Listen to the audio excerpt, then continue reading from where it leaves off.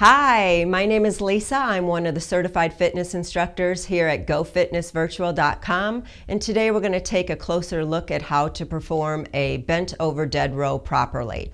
So let me just show you what a bent over dead row is. We are going to tip forward from the hip, take the bar to the top of the knees, bar pull straight up to your belly, back to the top of the knees, and then rise. So the reason we perform a bent over dead row is so that we're actually working into the muscles on the back side of the body.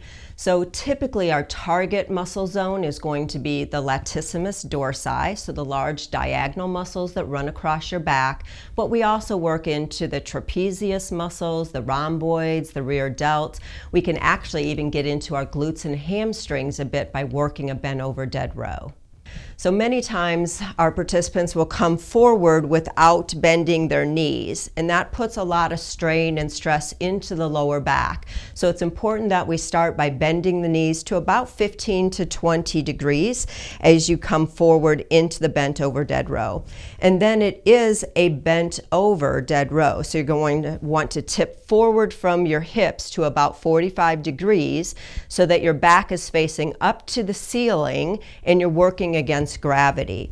If we don't tip forward very far to that 45-degree angle, we're going to put more strain into our shoulders and into the traps.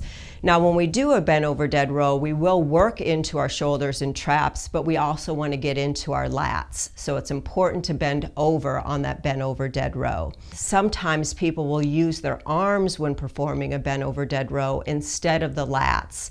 So the best tip that I can give you for that is to pull back, leading with your elbows so that you get into the lats rather than using your arms. Now, it's really important that we start in neutral spine. So if you've ever watched or attended any of my Building Strength with Lisa at GOFitnessVirtual.com, you know that I set us up into neutral spine in what I call set position. So a quick review of that set position: heels are underneath your hips, your knees are soft, so just a little bit of a bend, belly is braced, so you're pulling your belly button in towards your spine just a little, chest is lifted, shoulders are down, and eyes are looking out on the horizon. That puts us into neutral spine. So when we tip forward from the hip, we want to stay in the neutral spine, but sometimes our participants will round through either the lower back or up into the upper back, and that puts a lot of strain onto our spinal disc. So it's important to stay into neutral spine when we perform that bent over dead row. Finally, sometimes we'll see people start to bob the chest up and down as they come into the bent over dead row. As I said before, when your chest is lifted rather than coming all the way to 45 degrees, you're going to work more into your shoulders and your trap muscles instead of into your lats. So we definitely don't want to be bobbing the chest up and down as we perform the dead row. We want to come forward, hold the body very still, pull the bar up into the belly, then to the top of the knees and rise. So another common error is that sometimes people will not pull the bar all the way up into the belly. They'll just come up into a short range of motion.